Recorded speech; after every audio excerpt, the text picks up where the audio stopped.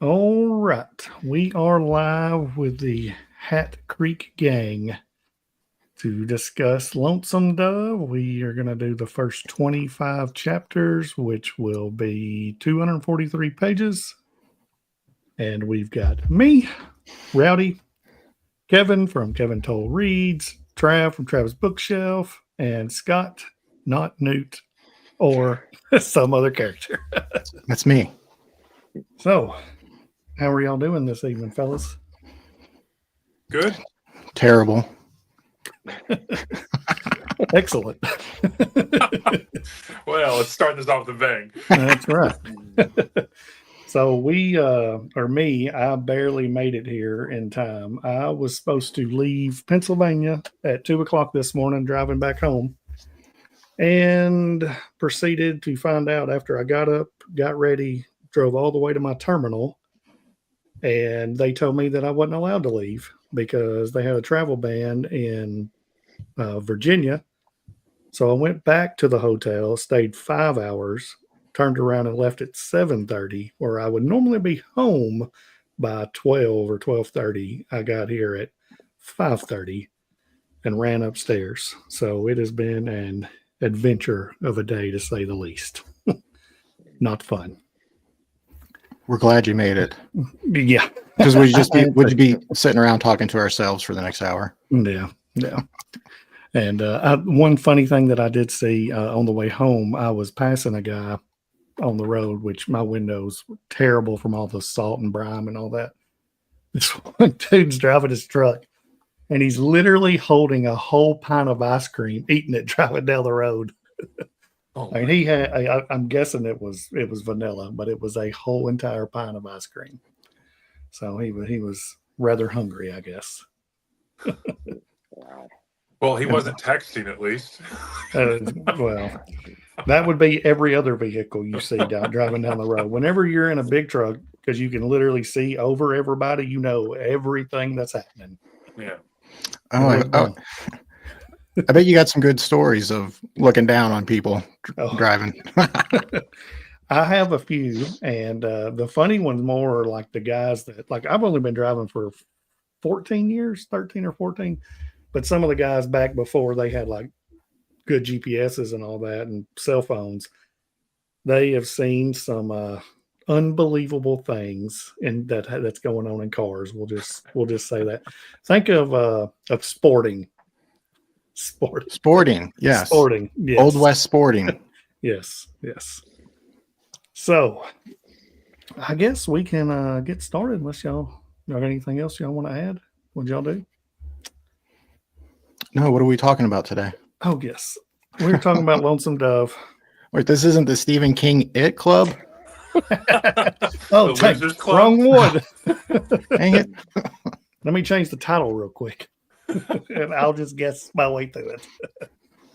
Oh, hello, Pat. Hey, Pat. Now, was she a teacher? Is that what you had told me, Travis? I She's think a so, former yeah. educator. Mhm. Yeah. Former, Okay. yeah. Yeah. Nice. Well, that's cool. So, go ahead. What did you say? She still talks like a teacher. That's why I love her so much. So you learn stuff on her channel. Oh, yeah. A lot better than us. Well, you have to pay attention because she's a teacher. Yeah. I need to take notes whenever I watch her videos.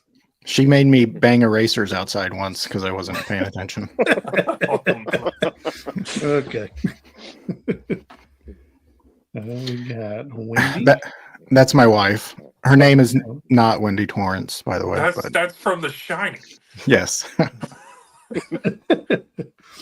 I had Molly McCobb on a couple of weeks ago, and her husband put "This is not Molly's husband" as his name. That's Heifer. Heifer. That's my sister. Okay. She is not a heifer. But that's hilarious. So, who wants to start? What y'all think of the book? First 25 chapters, we'll say that. Well, for my first Western, not a bad deal. I thought it was pretty cool. The writing right off the bat just got me I mean, it's just Larry McMurtry's writing, because I'm really big on writing and writing structure and everything.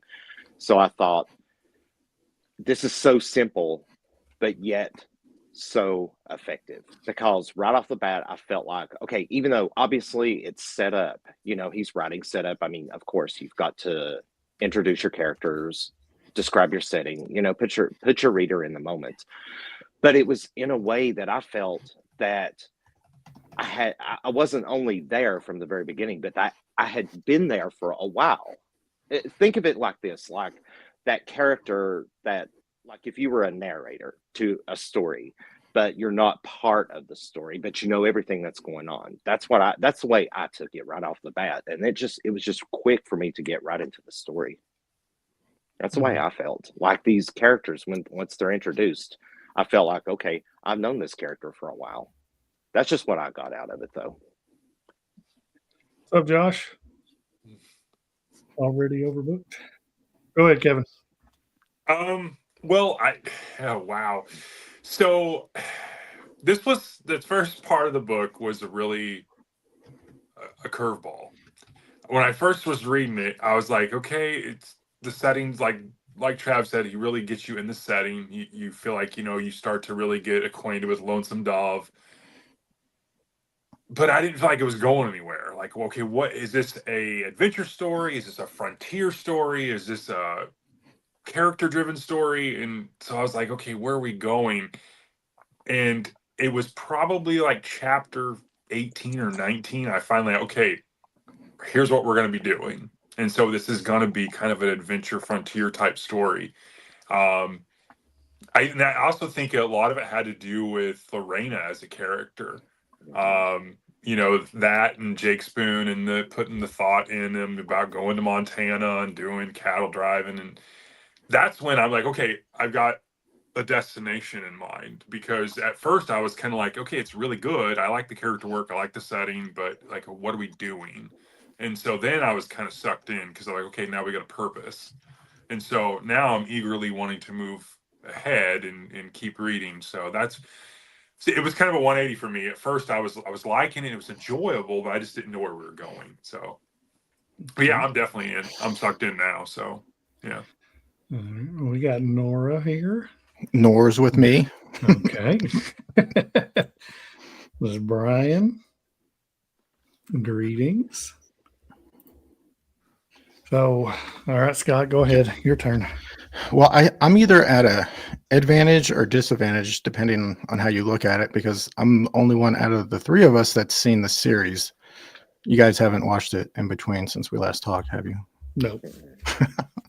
So as soon 15 pages into it, I'm seeing every single person that is in the series. I think when you watch the series after this, probably next to Harry Potter, the first one, this character wise, this is spot on.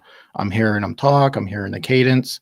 So within 15 pages, I was like, okay, I'm in it. And it's funny too. Like, there's something funny that happens. Gus or, talking about the pigs or whatever, there's, yeah. So there's an element of comedy that I wasn't expecting. Okay, I guess I'm going to have the hottest take on this. I've not enjoyed this so far. Oh, boo. Okay, but hear me out. So the first 9 chapters, and I read this out loud to my wife and asked her what she thought of it. I read 2 or 4 pages of, I think it was Newt, upset because I think it was Gus maybe, who didn't give him a compliment. And they spent 2 or 3 pages on nothing but why he didn't, why should he have, I don't know. And then we got to chapter 9 and things started happening a little, and which was them going to was it Pedro's to try to steal the horses or the horses and all that. And then it comes back and then it goes right back to it again. So, and also I think for me wise, it is a very slow read. Like it feels like it takes me forever to read a page. Really? So I got on to try to see like what a audio book sounds like, the narrator of it, to listen. And I think it was done in like 1990 is what it showed or something like that. And I listened for like 2 minutes, and that dude's incredible. So I may immersive read it and let him talk however he does, because it sounds so good. Because Yeah. he talks in like a Western type style, and I think that might help me with it. Because That's- right now it ain't the best. I am doing that. I'm doing the listening in. Okay. And with the book, I will warn Yeah. you, the one that I got on Audible, some of the Yeah. narration is not in the book. Oh, okay. That's the one I was looking at. Yeah. So I mean, it's very seldom, but I did pick up on that as I was following along, listening. Yeah. So just throwing it out there. But Yeah. yes, I'm with you. The narrator does a fantastic job. Okay. Who's the narration talent doing the audios? I'll let you look it up. I Yeah. can't remember because whenever I looked it up on Audible too, it's like months out, but it's the same guy. Whoever, or not on Audible, on Libby. So Yeah, the one that does the one I'm listening to is Lee Horsley. Oh, really? Mm-hmm. Maybe Okay. that's mine. I'll check real quick. Y'all He's can an go ahead actor. He's an actor, isn't he? That name sounds familiar. Did you say Horsley? Yes. Yeah. And he's doing Lonesome Dove, and his last name is Horsley. Yeah, I know. Yeah, that's the same one. Yeah. So yeah, I may end up trying that just to see if it helps me out with it, because I don't know why I've struggled with this one, but maybe it gets really, really good. I'm expecting it to get better because the way everyone talks, it's just incredible. Because I don't mind the writing. The writing's good. Like the words are not hard or anything. It's just, I don't know if it's like the cadences in the sentence just seem weird. And I like how like I do like how like Gus puts like Montani and stuff like that in it. I think it's funny. Mhm. He's probably my favorite character. You like Oh, Gus? Yeah. Yeah. Yeah, Oh, I do. yeah. Do you not? Gus is. I like him now, but I got to say, for like the first 10 chapters, I was like, I wish Gus would shut up. What is this? I understand why, because like Call and Gus, they're former Rangers, they're co-owners of the Hat Creek Cattle Company, and they're like Mutt and Jeff. And so Yes. I get it how like McMurtry was playing off each other from a character perspective. But yeah, Gus is like because he has to say something about everything. And so I'm like, God, Gus, just shut up, you know. But he does literally everything and yet nothing at the same time. Exactly. You know, he's really good at cards, but he doesn't Yeah. play except for, you know, whenever he cheats, or, you know, he used to be a ranger and apparently was really good at it. Used to be, you know, went to college. No one else has, but no one, you know, I think I really like his character, and he is probably my favorite. Yeah. Yeah. Trav, who's your favorite? Gus, I have to go with Gus because he's just so freaking hilarious. I mean, it's just it, man. I mean, come on, everyone's got to have a Gus in their life, you know, because he's just, I think because of his experience too, that makes him very likable as well, because he sees things in the way that he does, and you just kind of take him for it, you know. So, and I think that's why a lot of people get irritated with him, because he just tells it like it is, and he says things that they don't want to hear, Yeah. but he's going to say it anyway, and that's what I like about his character. How about you, Scott? Gotta go with Gus too. He's just I don't know what to say. He's the only funny thing in it. You know, it's him and Call. I mean, it's like 1 and 2. I don't know. Gus he just kind of lands everything for me. Just kind of ties it in and stuff. Yeah. You know, stuff like that. He's just he may, if knowing where I kind of know ahead of time, he may end up as like one of my top 10 favorite characters ever. And so wow. he's not disappointing me yet. Okay. And what about it, Kevin? I like Jake. I think he's an interesting character because he kind of put the whole cattle drive in motion. he's sweet on Lorena, but not really. He's not the most upstanding character. There's a lot that could happen with that character. We're only 240 pages in, so I'm interested to see. But Jake is who I like. I like Lorena too, even though she's like this town hussy. I mean, I think she has a character arc that could be really, really good, depending on how McMurtry does it. So, yeah. I really thought, like, when you say you had a hot take, Rowdy, you were going to go into the whole Lorena. Oh no, I think that's Being hot. hilarious to me. That's the most interesting thing going on in this whole book right now. She's the MVP of sporting, we'll say that.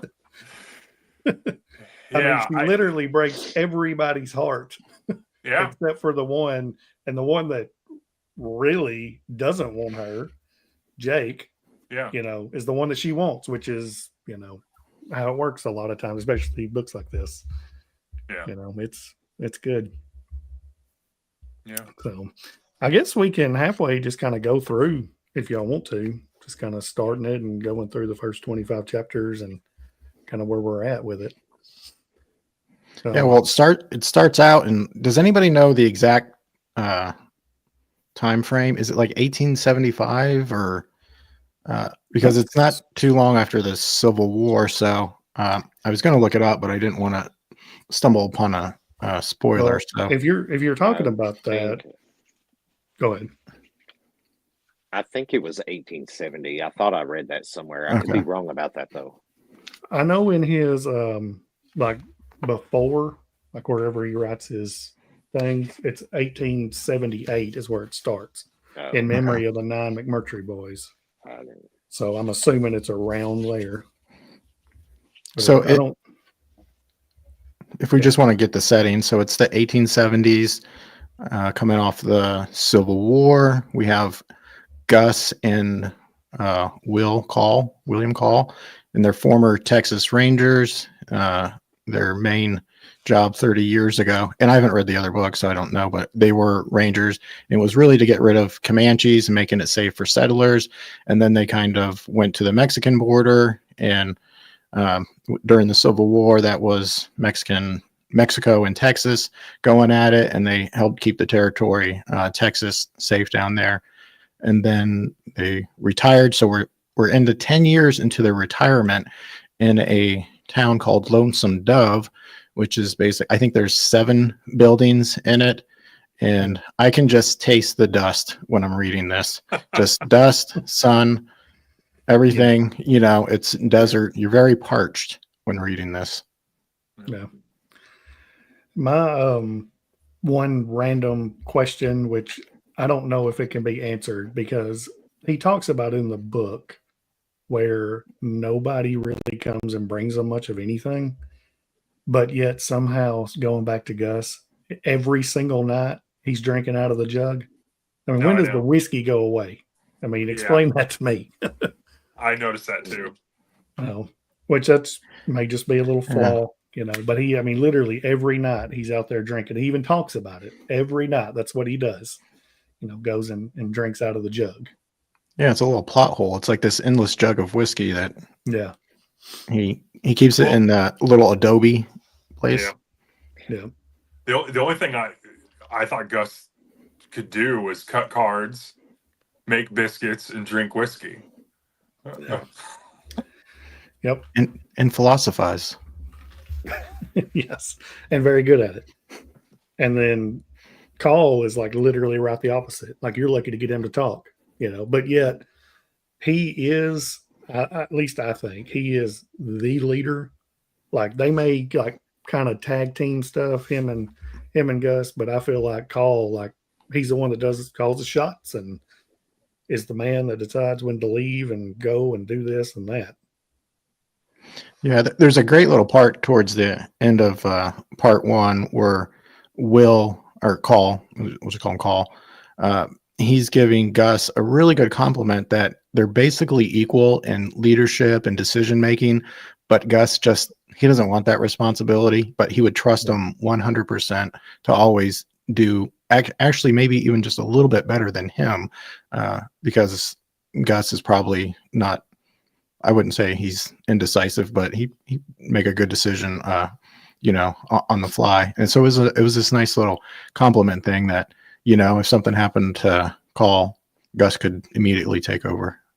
The one thing that I will say too, Scott, is like Gus is like the little social engineer, because he's the one that put in Lorena's head, hey, come with Jake on on the wagon thing. And Jake's like, well, we'll do our own thing. We'll follow for a while, but we'll be over here.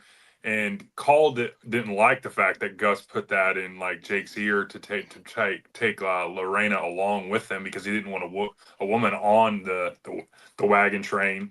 And so I thought that was interesting, because like you said, like he trusts Gus, but then Gus made this decision, like, Call's not gonna like it, but at the same time, like Gus was always kind of like working that angle. Gus is kind of like the cowboy troll of Lonesome Dove. Just says a few things and just gets things started and just watches, sits back and is entertained. I feel like he's like almost like a mascot, who's always pulling little strings here and there. Everyone thinks he's always joking or he doesn't care, but I think deep down, like it's really important to him about a lot of this stuff, but he plays it off like carefree, don't care, and just always kind of like the Lorena and Jake thing. He knew Jake was really into her, and then just kind of ease that in there, even, or at least he thinks. Just feels like a lot of kind of manipulation going on in a lot of places, is what it seems like. It's like he's like trying to put the chess players on the board per se, and trying to position them in, because he deep down he knows what's going on. He's just not really coming out and saying it flat out, because it's like, to me it feels like he's wanting these people to think for themselves instead of him being the voice of reason.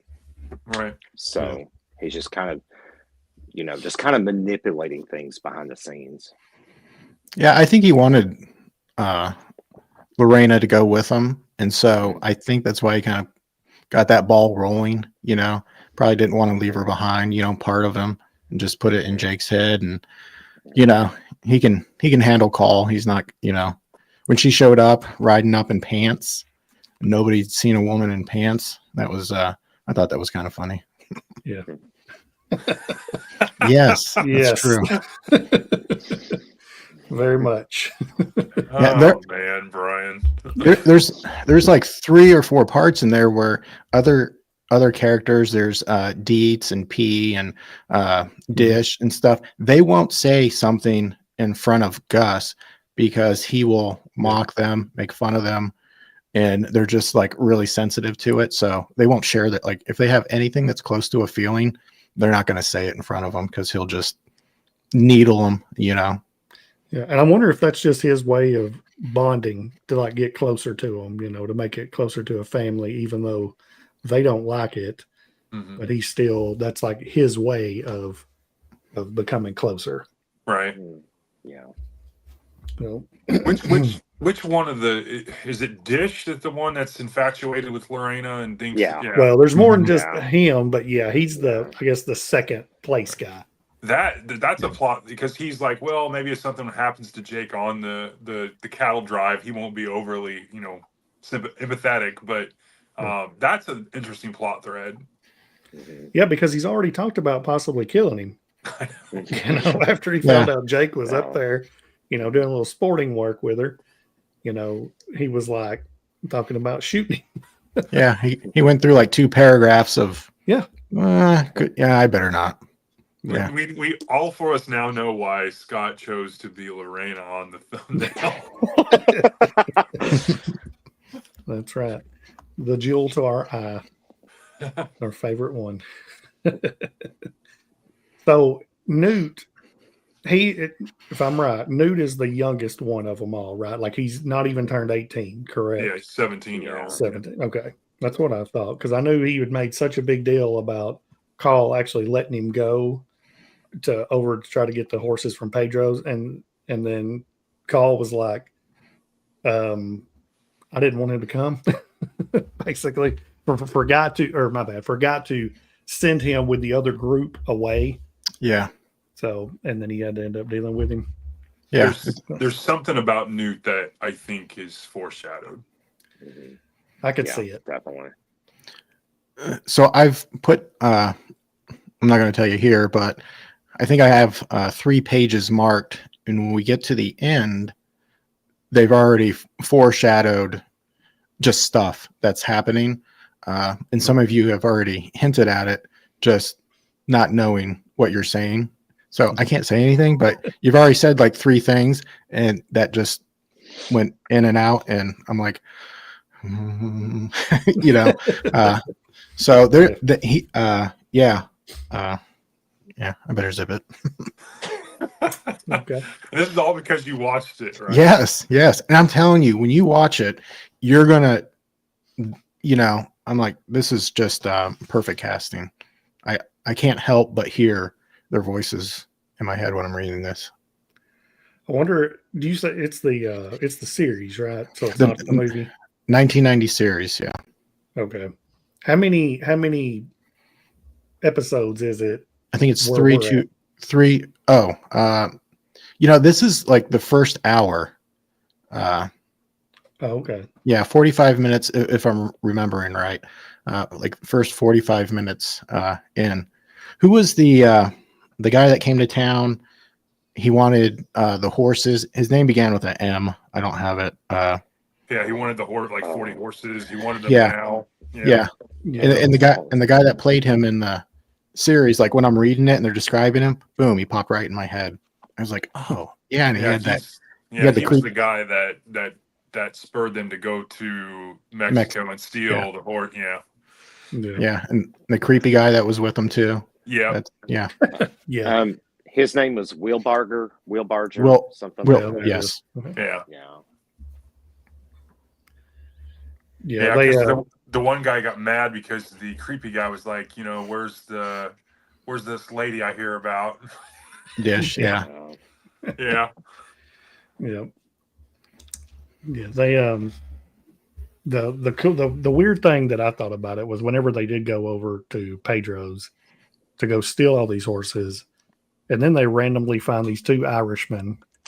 So they send Gus over to get them, and then turn around and find all the horses that they stole from Wilberger. I think, what do you say? Is that his name, right? Wheelbarger, I think. Yeah, Wilberger. So they take them back, and then they're worried about, okay, we still need to get all these horses, steel and cattle. So they end up going and doing that, and then turns out Pedro's dead. Yeah. And I was like, okay, I was expecting some big, huge scene to go on right here. You know, we're gonna, have this nice battle, and then nothing happens besides them running into a couple of people going back across who has stole other horses from the U.S. Right. So, well, and they hire those 2 Irish people on. I mean, they're just basically pulling in ranch hands at that point. Yeah. What do you think? We okay, so I told you I had 9 people over today. Yeah. So of course I gotta get all these people to subscribe to my channel. So we went through, watched some of my YouTube videos, and we watched the BookTube coffee drama one. Then we watched we watched your response to it. And so you had glasses on that one. Oh, and, yeah. I got them. Here. Yeah, I think my wife said one time, she goes, "What?" She goes, "When did you change the office?" There you go. There we go. I was like, "No, it's not." Yeah. So we watched your video. We got a good laugh out of that. Then we watched Faceless Jay's video, and then Beyond Books did another response to that. So we all had a good laugh at all the drama. That was the funnest I think I've ever made a video in my life. I don't know why I thought about half that stuff, like printing the page off and putting it on a book and all that. I literally come up with all that in 10 minutes. Yeah, somebody goes, wrote it out. Yeah, they're like, he just printed out a page for that. I was like, yeah. That's why I thought it was hilarious. because I never like that was like very early into like making a few videos. Like I might have had like 3 or 4 out then, and you were the first one to actually ever, say anything about it. hmm Me drinking that Starbucks. Yeah. I don't think I've seen Travis or Kevin drink or sip in any of their videos. Do you, Matt? Well, water. Coffee. Water. Yeah. You I mean, drink I it don't. while your videos going though? Not Ever? really. Not a lot, Trav. No, I'm diabetic and I'm constantly thirsty, so I'm constantly drinking water. But I have to edit when I do my videos. I have to edit because I'm constantly gulping water. So, but I keep every video you ever see me doing. I've got a bottle of water Yeah. sitting nearby. So, Yeah, I did once to mock another YouTuber friend, but sometimes not a lot though. Yeah, it's whenever I did it that first time, I was just halfway doing it because I see so many other people doing it. So I was like, I mean, I drink coffee a lot and drink water a lot, so yeah. I'll just add it. Well, but see, I don't want to be constantly gulping water on like something like this. I can't help it, because we're live and there's no room to edit. But like when I edit, I have to edit out every time I'm just like glugging water. So, Are those actual reading glasses? They're just mainly for looking at the computer. Okay. So yeah, I've got not quite 20/20, but I'm pretty close. But it is getting a little worse, but it should be by now anyways, since I turned 40. So my son's had glasses since he was like 4. He's 10 now, but I haven't needed them. My wife has had them forever, but my daughter doesn't need them. So I mean, if you look at my glasses, you can see like right here behind it, it's like a magnifying glass. They're so thick I can see into the future. So I already know how this book ends. Do you want me to tell you? Is it good? You'll love it. Good. Because it hadn't been hot right now. I'm interested, like from a woman's perspective, because I know there's a lot of women that adore the book. Lorena's character, like I'm assuming that there's going to be a development of Lorena over time that's going to empower, female characters, because there is a lot of female people that adore the book. Because right now, I mean,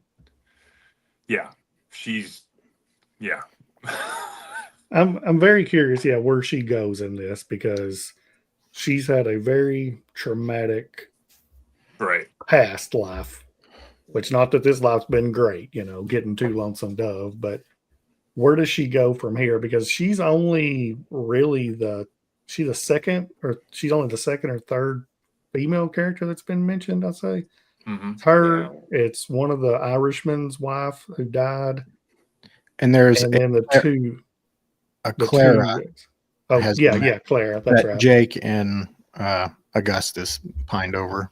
Yeah, and then you had the 2 wives of Gus who died. Yeah.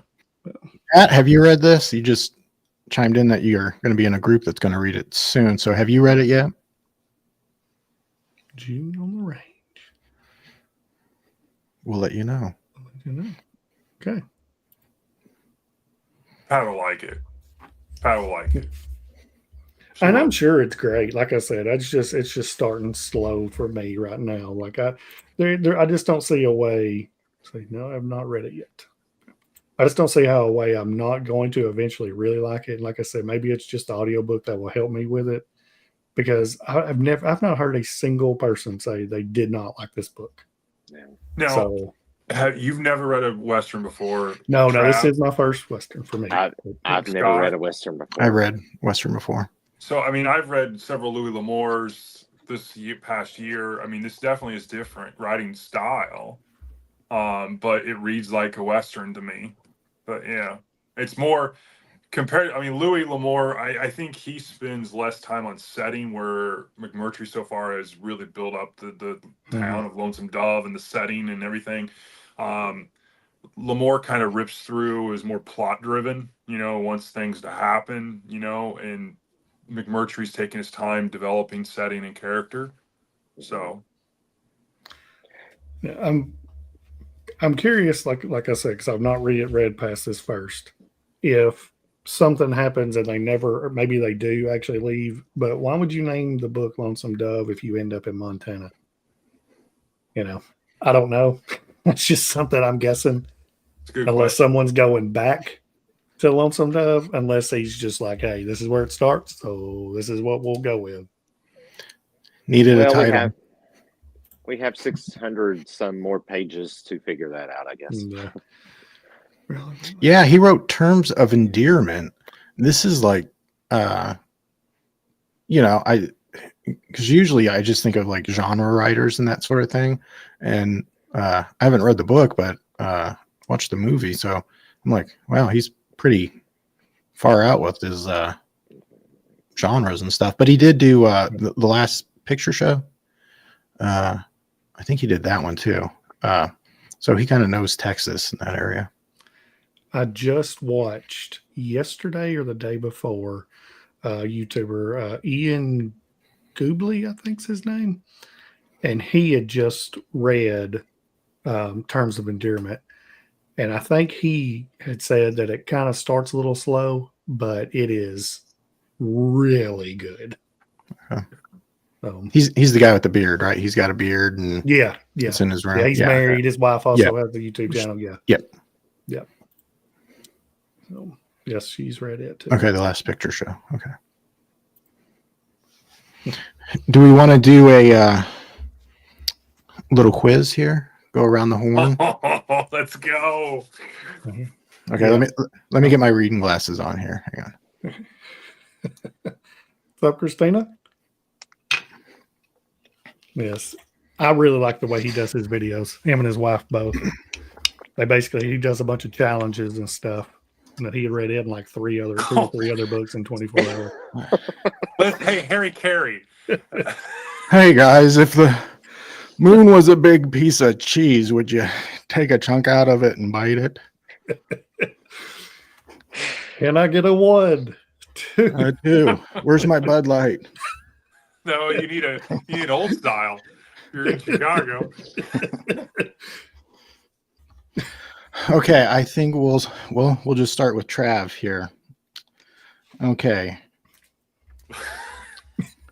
How much taller is Augustus compared to Call?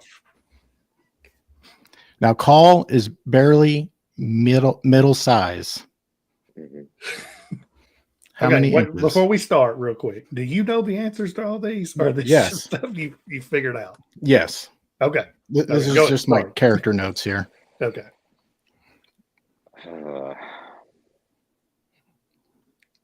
Before he answers, Scott, Yes. could we know these answers based on what we've read so far? Yes. Yes. These are Are all you serious? notes. Yes. Okay, because I don't remember this at Oh, all. okay. This is But gonna be I'll fun. guess if we get. All right. Just take a guess. I think he's about close to a foot taller, I think. Oh, I can't remember. He's I really 5 can't inches taller. 5 inches taller. Yeah. Well, that's close to a foot. Sort of. Almost. All I'm right. going with it. Yeah. So, okay, Rowdy. We know that Augustus went to college for 1 year. In what state did he go? Oh gosh. It's out east. I'll give you that. Yes. Seems like it was. Renee Did they name the college? Beyond Books. Renee, she lives there in this state. I don't know Beyond Books. Sorry. I do. Wait a minute. First off, did they name the college? They did not name the college. Okay. I'm going to go with what state? Let's go with Virginia. That's right. Virginia. Okay. Good job. All right, you guys, You're you welcome. have to keep your own points. The winner gets a virtual pat on the back. Sweet. All right. Okay, Kevin. Let's Pass. see. Pass. What? No, I'm kidding. Augustus is older than Call. How many years older is he? 2. That's right. 2 years. Nice. Hey, all right. Okay, we're back to Oh. Trav. P.I. Parker. He is tall and lanky. How much taller is he than William? You're getting Oh. screwed on the questions, Trav. Yeah, I'm just yeah. going down. Hot questions, especially shouldn't this be Mr. 6'5"? That's bad. PI over who? This is P. Yeah, PI taller than who? Call. Call. Captain Call. 3 inches. He's not that much taller, I don't think. Is he? 7 inches taller. Crap. Man, I don't remember any of that. I mean, I remember the Yeah. question, but I like the college question. I thought that they actually named the college, but maybe I guess they didn't. I've gotten the habit of writing character descriptions because I read it and I want to do a movie actual character description thing. So I just thought I would do it with this one. Okay, we're on to Rowdy, and this is Lorena Wood. She's a sporting lady. Yes, she would. Yes, that's it only took 41 minutes to go there. Oh, is that Andrew Dice Clay over there? I can't see. I don't have my glasses on. Oh my goodness. All right. Okay. Now she is from Alabama. What town? Oh my gosh.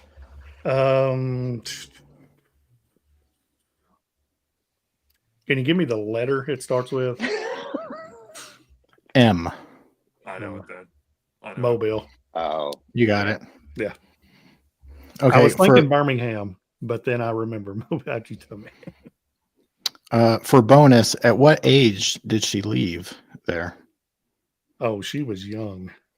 I think I know this. Holy I cow. think I know it too. I think. I'm gonna guess. I'm gonna write it down. I'd like to say 13, but I'm gonna say 17. Kevin, we'll go around. Yes, 12. Okay. Yes! She was 17 when she fell in with Mosby. Okay. Mhm. Okay. All right. Kevin, what is Newt's last name? Dobbs. Oh, very good. All right. Nice. For bonus, what did his mother die of? Oh gosh. Just a general thing. I don't think they really got specific. Her name was Tuberculosis. Fever. They just said fever. Yeah, But it could have been thing. tuberculosis related there.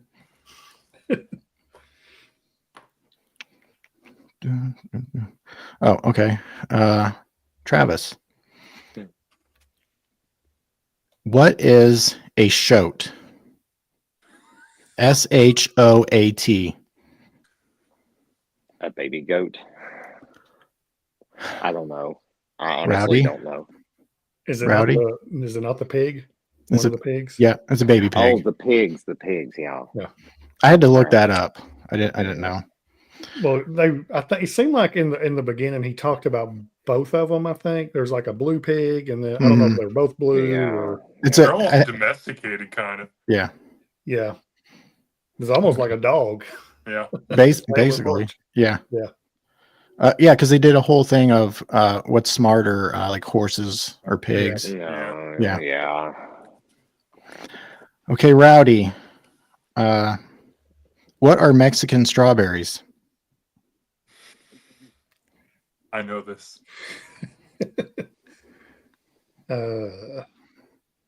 You've You've ate a lot of them in your time.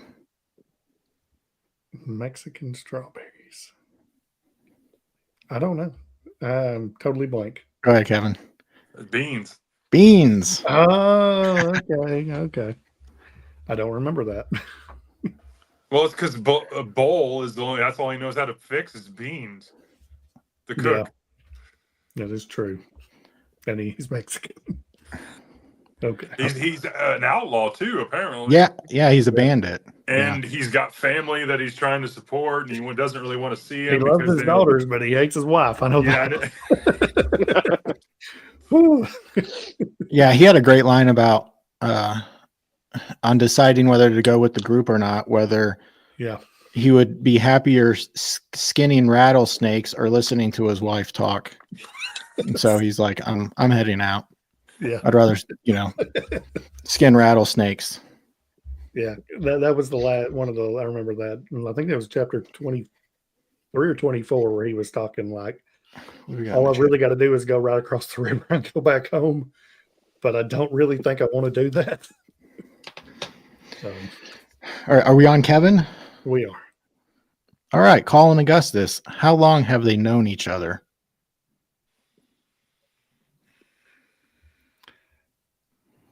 I want to say 30 years. That's 30 years. Yeah. That's what I was going to say. I think you're going to run away with this here. Okay, Trav. We need you to come through big here on this one. How tall is Augustus? Okay. I can word this a couple of different ways, but one of the characters was born in Scotland. Who was that? Scotland. Oh, Scotland. Okay. Scotland. It was. Who was it? I don't remember. It was. I want to say that Will Barger character, but I don't think that's correct. Rowdy? No. Is it Sean or Sean? It wasn't one of the Irishmen? No. Okay. Never mind. Take your best guess, Kevin. Oh, I think I know. I think it's P.I. Parker. It was Call. Augustus was giving him a hard time about not even being a true American. That's true. I don't remember that part. I don't either. Okay. Are we on to Rowdy now? This is going to be the hardest one here. Okay. Augustus writes on the sign a Latin phrase, uva, uvum, vivendo, varia fit. What does that mean? I do not remember. But one thing I do remember about it is no one knew what it meant.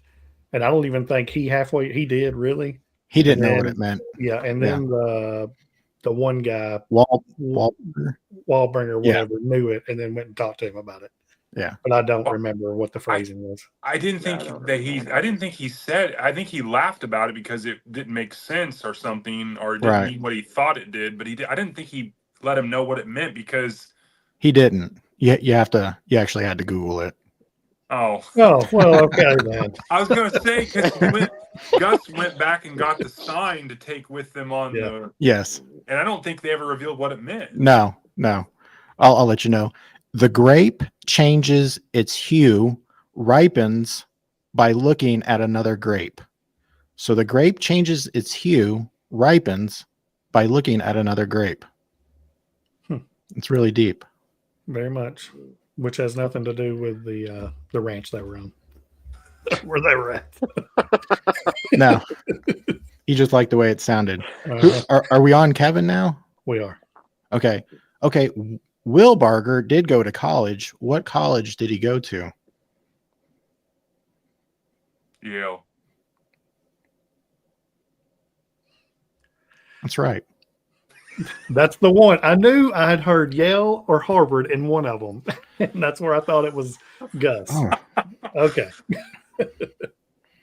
I think that was my last one. Let me see. Yep, that was it. All the rest of it is from part 2. I can't talk about that. You looked at me like I was either full of crap or you were shocked. I remember Yale specifically because it seems so out of place in the Yeah. story. Yeah, because it almost feels like colleges didn't even exist then, even though Gus says that he went to college. Mhm. It's almost like the way that town is and where they come from is like there's no colleges. So Well, Kevin, I think you ran away with it. Travis, I'm going to give you the answers next 2 weeks. Oh, thank you. And make sure they're not all hot related. And I think they were all call related too. I will pay attention while I'm reading next time on his character. all right, let's get caught up on some of these. Shane, a long time ago. I like the scene where the kid is trying to find things. I have not read that. Either Have way. either any of y'all? No. No, Shane. Yeah. Yes. Note taking, character description. That's a good idea. Index card per person. I've got to go back and find the review or not. One of the videos I'd made, I was talking about, couldn't remember some. This was way back. And Scott had posted like a whole list of everything he does in the books. I got to go back and find that where you had wrote that to me. I like the idea of this little quiz thing. So Trav, Yeah. we need to do this again. Yeah. I'll try. Let's all try to get a couple of them at least. Scott can just dominate with like 10 or 15. But yeah, maybe we can find a few. Just to be on the safe side, I'm going to make like a character chart of height differences. So next time There you go. I They're all was waiting for pictures Scott- of them. I honestly thought Scott was going to ask your last question, Trav, was the height of his family members that are tuned in. No, yeah. That'd have been good. And then I'd just be rattling off different heights. Well, the thing is, we don't know how tall any of them are. We just know some are taller than others. So, they could all be 5'5" and under, as far as we know. Yeah. Well, if I recall correctly, the Irishmen were described as both being kind of short or squat. and stout. Yeah. But that's all we get from them. Yeah, so. because they were on the horse and he went and got on saddles and they made fun of them because their feet wouldn't touch the like stirrups or something. Stirrups, yeah. Yeah. Okay. Can I ask a really quick question for the whole group? Is one thing that kind of struck me about the book was, given the time period and the setting that it took place in, was anybody kind of expecting maybe some religion involved in the story or incorporated into the story? Any, like, I mean, it is touched upon in very subtle ways, but it's like in a place and an idea where death can come at you at any time, and very easily, but there's no character contemplation, on any like kind of afterlife or anything like that. And I found that kind of wild because I always expected, that people back in those days always religion was such a high influence for them. So I found that kind of odd. I mean, it wasn't bad or anything. I just found it kind of, and it wasn't out of place or anything. I'm just saying it was just kind of I don't know. It just felt like maybe some religion should have been brought in, or not really should have, but it would have been More authentic. brought in. Yeah, it would have brought a little bit more authenticity to it. Yeah. The only thing that I'd seen in the whole book that I remember was basically they borrowed the piano from the church. Hey, They built the ramp to go back and forth and then talked about it breaking and then the lady going outside and playing it, here in church. Yeah. So other than that, I mean, did Gus say anything about him, any sort of religion at all? I don't remember. I don't think He's so. the only one that I feel like might have said. I mean, it might have been like one line, something like that. But I don't. Other than that, you would think back then there'd be more. He quoted some scripture at one point. Yeah, he did. But I just feel like it was be more heavily involved. So it Yeah. was, I guess it was just interesting to me because going into this being my very first Western, just having that idea in my head that, okay, I'm going to read a Western, so there's probably going to be a lot of, I guess, stuff that I would find stereotypical in a Western. That's one of the reasons why this book is surprising me, because it's turning out to be a lot more than it's exceeding my expectations, I guess, beyond the stereotypes. So I guess that's why I asked that question about the religion. Well, there So hasn't been a gun drawn really either. no, there hasn't, Yeah. and that was actually something I was going to bring up a little while later too. But I'm glad you did, because I was like, okay, where are these in the middle of the street shootouts at high noon, Right. Yeah. and stuff? But I mean, again, we're only like basically only a third into the book now, so anything can happen.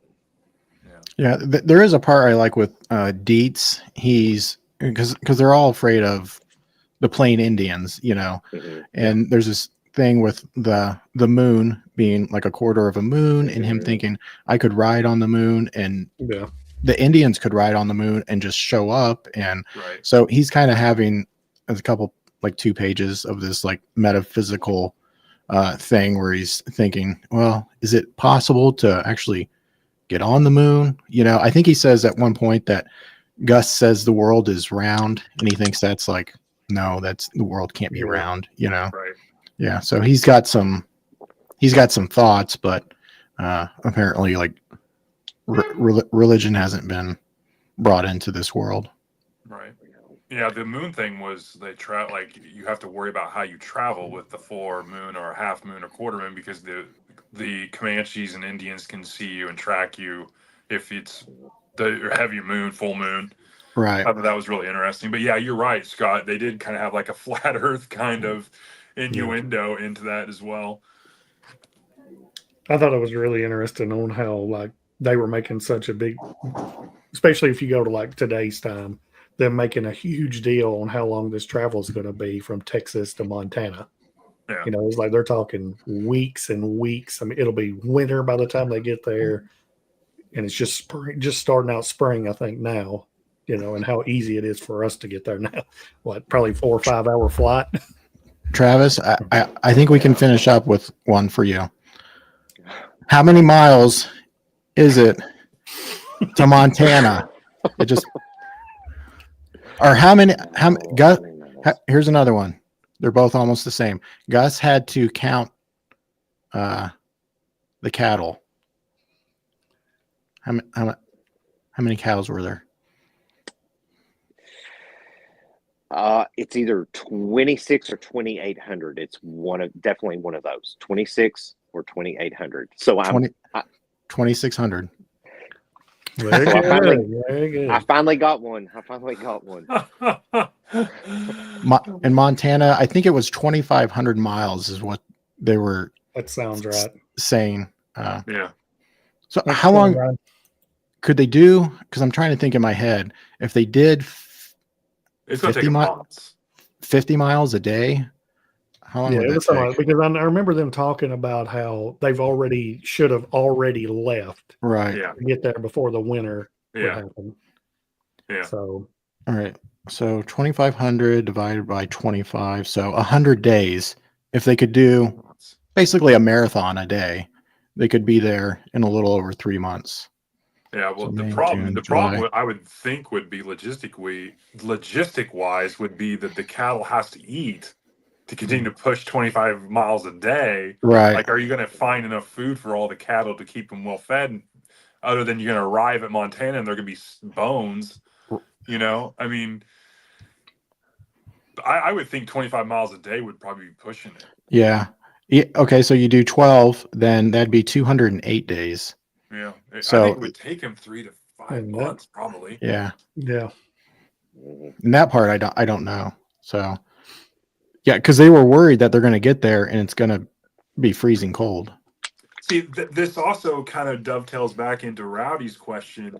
We're leaving Lonesome Dove, which is that's the title of the book. We're going to Montana. It's going to take months. So what's going to happen? And then you have Jake and Lorena. Lorena thinks she's going to San Francisco. Jake wants to go to Denver. It's just so much could happen. you think about it too. How apparently Jake is dang near a world traveler, or at least they think the world, the U.S. He's been all these places.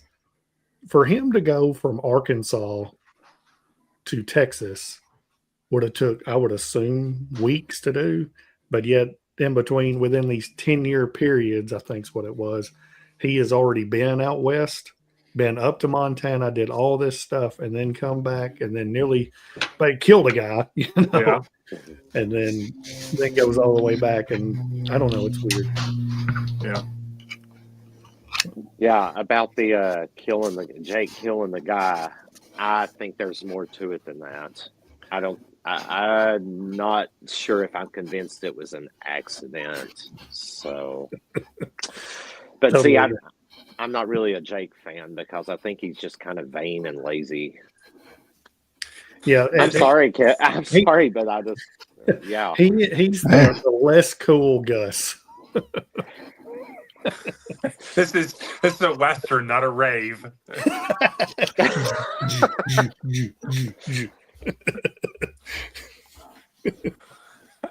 Yeah, I can't see a I thing agree in with these. you, Trav. I agree with you. What? There's something going on with this whole man that he's killed. Yeah. I'll tell you another thing that was weird too to me. Now maybe maybe it goes on and he's in it, but close to the end of this first one, there's another ranger that shows up out of the blue, and you don't know anything really about him. I mean, it's just like, okay, he was with them for a while, right when they were fixing to leave. Right. That was the weird thing that got to me about this first part is he listed so many characters, it felt like, and they had like 2 sentences, and then there's nothing about them again.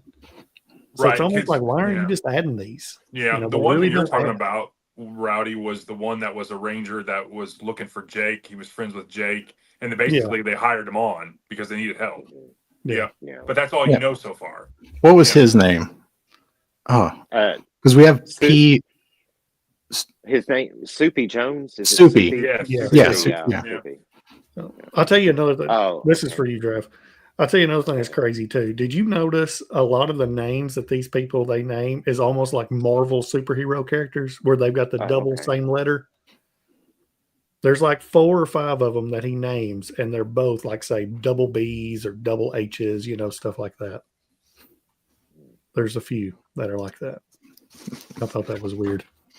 Like, are we halfway playing a superhero book too? Reading it. Did you read that, Trav? Back. Yeah, I got it. Thank you, Pat. Thank you, Pat, for that. Right or not right? Oh, you're back. Yeah, you just missed some guy that was on your. What happened? That was Soupy. That was Soupy Jones. Soupy Jones. So, so we need to get down to the nuts and bolts of sporting.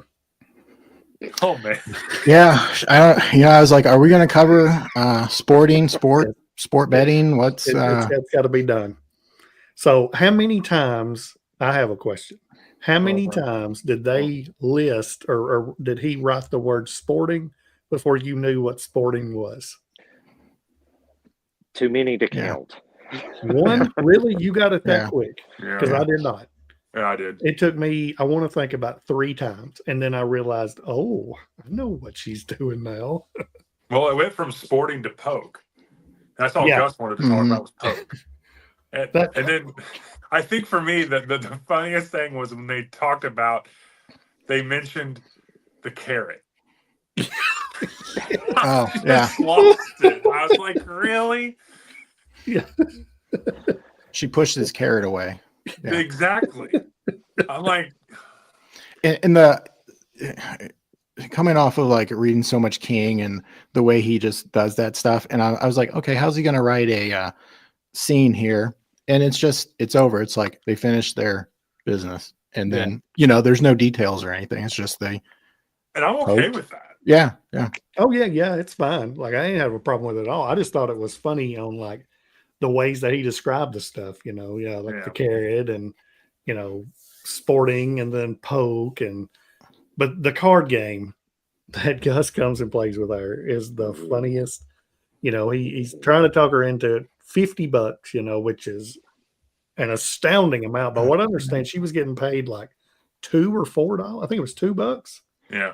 Two Something bucks like a that. poke. Yeah. Yeah, Yeah. $2 a poke. And then he drops 50 and she's still like, no, Jake's my guy. Yeah. And then he tricks her to play cards. Yeah. It's so crazy. But then, and then she talks about how like well, Jake's going to find out I'm going to be, he's going to be mad. And then it goes to, it doesn't really matter. I've just made all this money. So I don't know. It was wild to me. Yeah. $50 in 1875 is just over $1,400 adjusted for inflation. Whoa.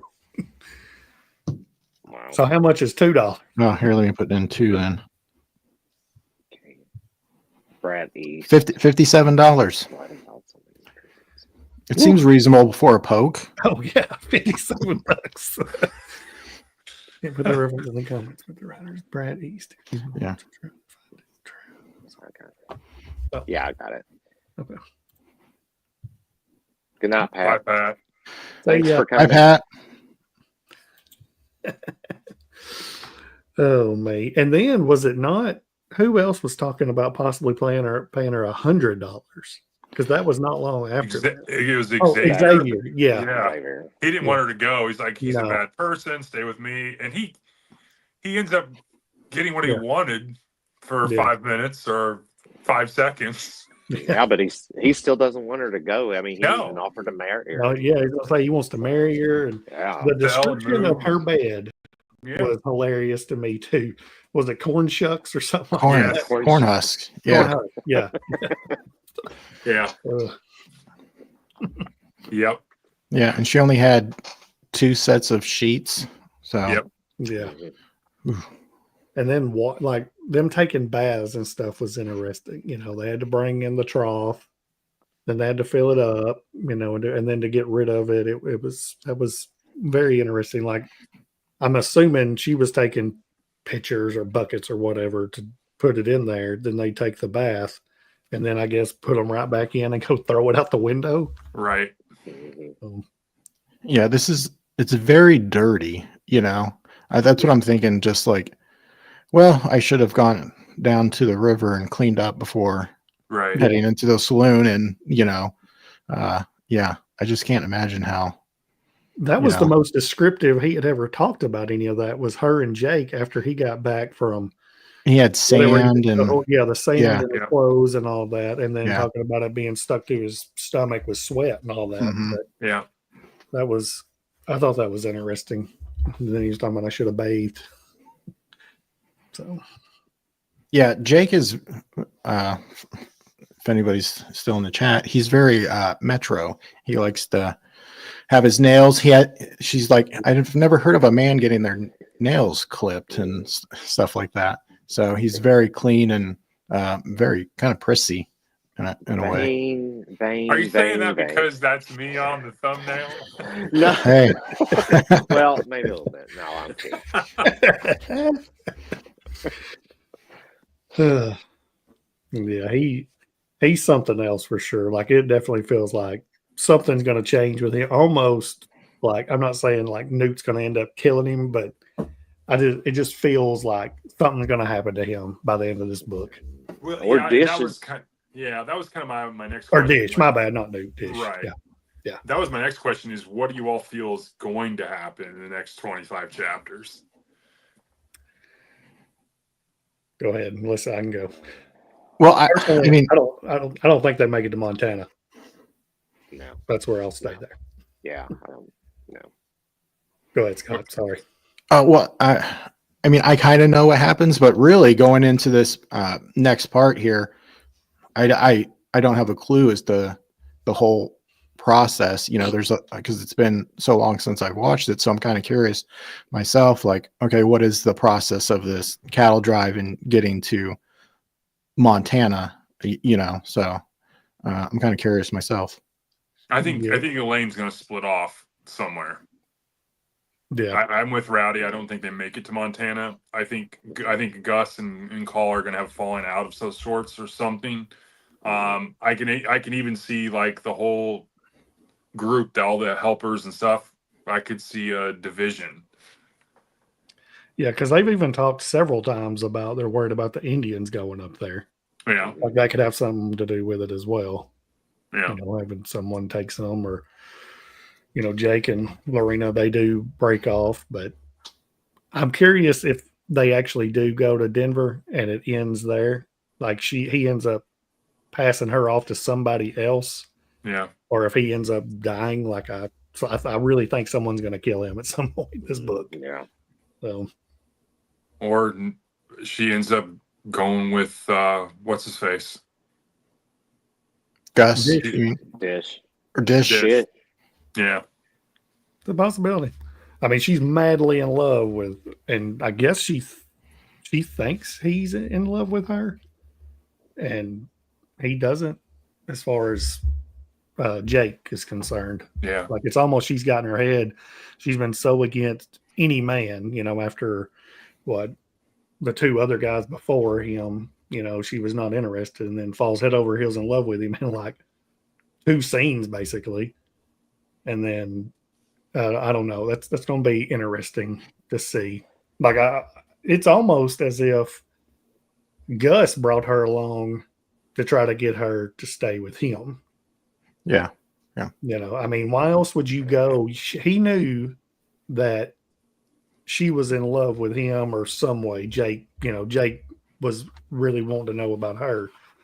So why does he just randomly go up there and give her an excessive amount of money, and then also tries to talk her into going with him?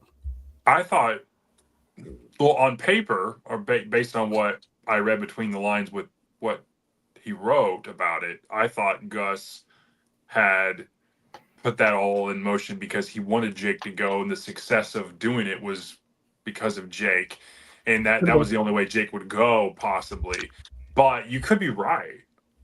You could be right. I don't know.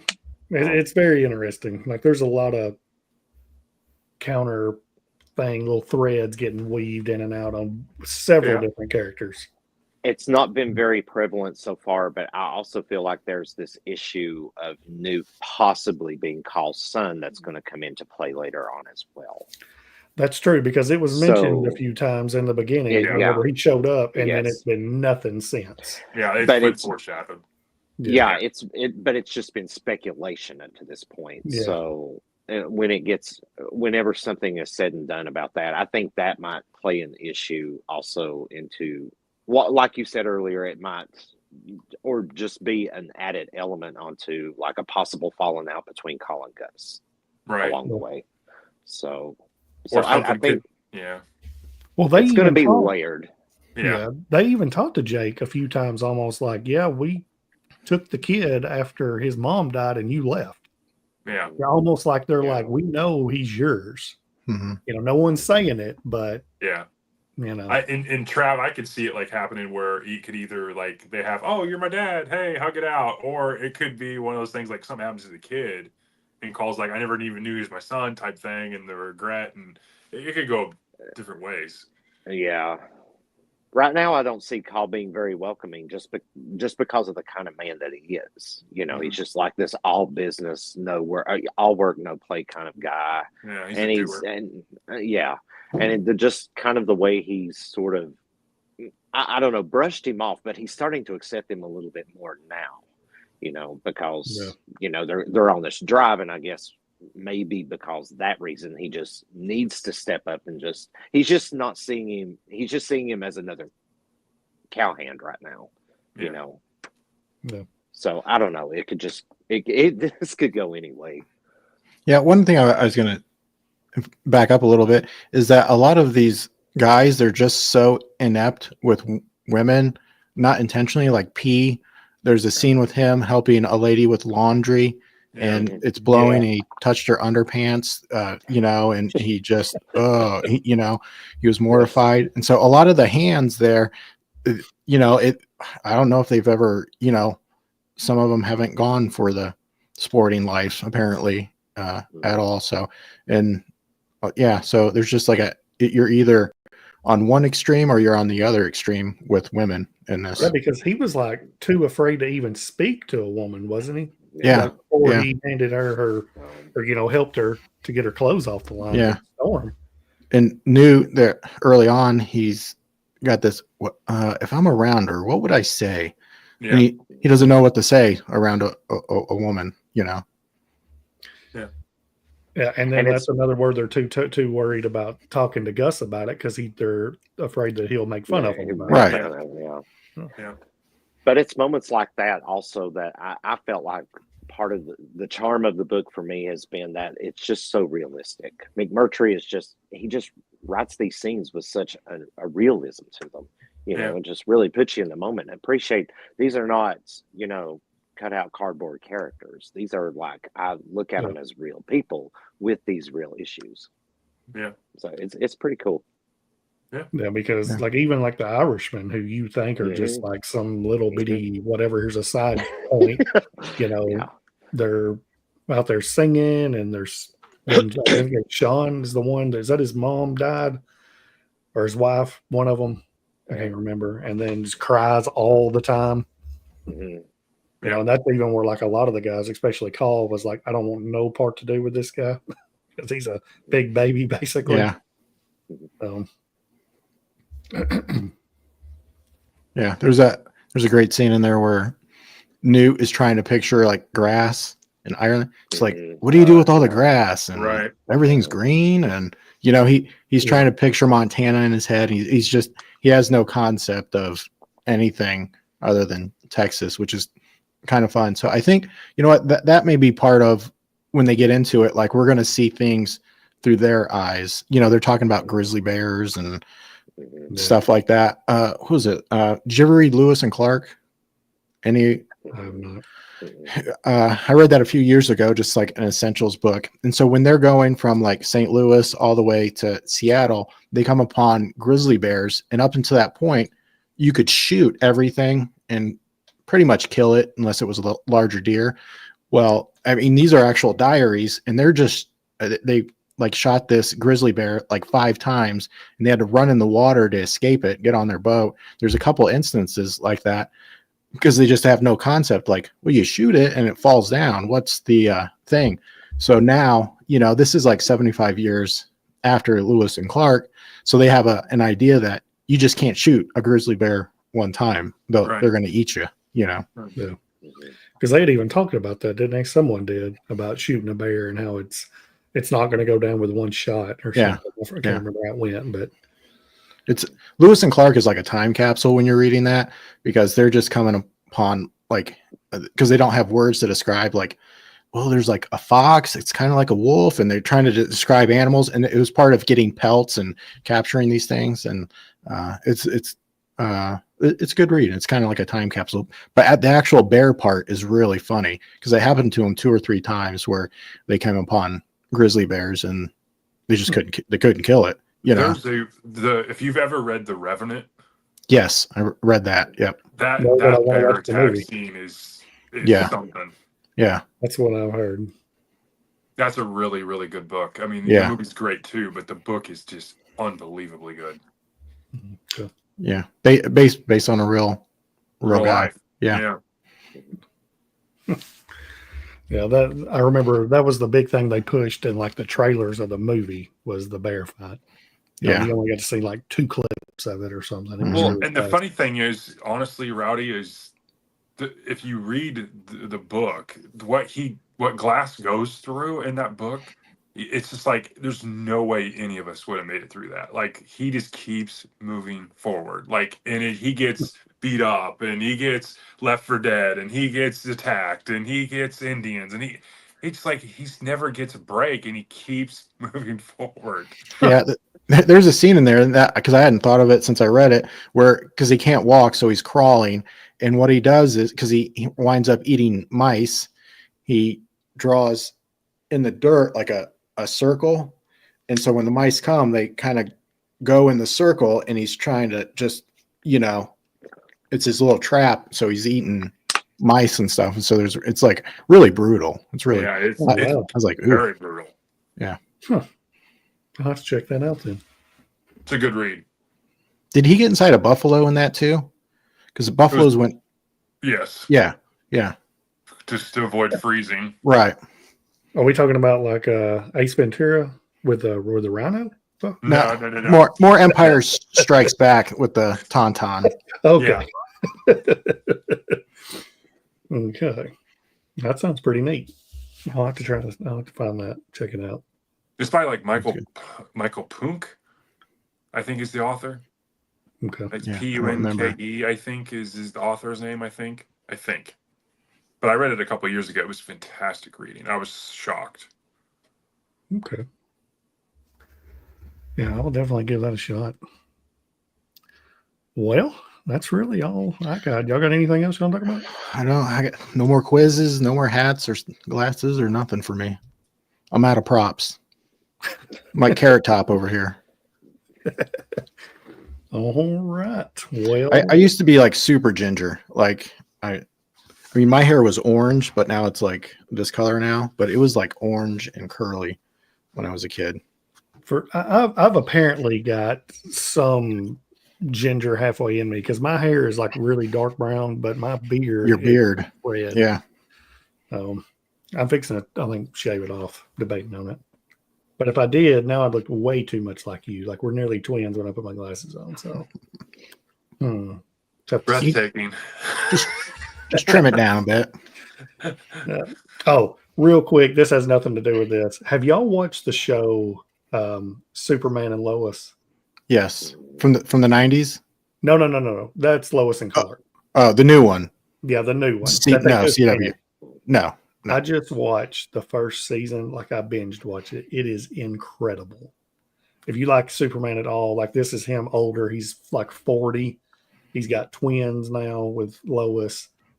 Dude, it is so good. I mean, it blew my mind on how good. I watched the fight clips on like when he the action scenes on YouTube, but I've never watched the series. Oh, it's good. It is really good. Like, and it's got family moments in it too. And like the kids are young. I think they're 14 in season 1. Yeah. Which they kind of feel like there's a few scenes where it's like, these are more like 16 or 17-year-olds on what they do, like the stuff they get away with. Like there's no way some of that would be a 14-year-old. But yeah, it is fantastic if y'all ever get a chance to watch it. Like the first episode blew my mind on how good it was. So, and I know at one point there's like 4 seasons, which it's done now. And I know at one point he fights Doomsday. So yeah, I've watched that clip. Okay. I've not seen any of it. I've seen one real quick one about it. And then I know there's another one where they tie in the old Smallville movie or show where Lex Luthor goes back, but he's been mentioned a bunch, but he's not been in the show yet. The whole first season, and I think the first 2 episodes of the second. Yeah, the wife she played in. Did you ever watch Grimm? That came out in 2011. No, but I think I've seen her in something else though too. She was a main character in Grimm. She's a good actress. Yeah, and she looks just like. I mean, I picture her as Lois Lane for sure. They did a good job casting her. So, what do we got here? He will eat your soul, Ginger's rule. Uh-oh. Yeah, that's my sister. She knows. I ate her soul. Is that a Cartman reference? So, well, yeah. Am I like a demigod then? So I'm like half there. Oh, you could be. Yeah. You just got to get more souls in you. That's all. Okay. Easy, Perseus. Yeah.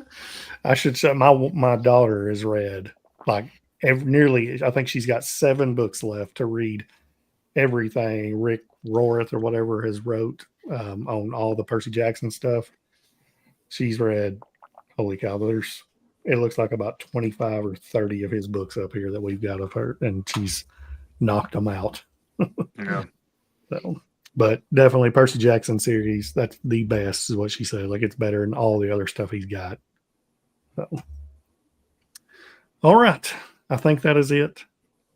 Just to make sure, the next live stream will be in 2 weeks, which is on the 20th. Travis? 25th, 24th. What was that? 25th.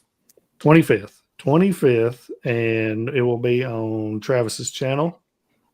And 5 Central, 6 Eastern, same time. Come and join us for part 2 of 4. All right. Oh, yes, we will be reading chapters 26 through 49 or 50. Yeah. Is that right? I'd have it marked. 50. Yes. 26 through 50. All right. Well, y'all have a good evening. And You see too. y'all in 2 You weeks. too. All right. Thank See you in you. 2 Yeah. weeks.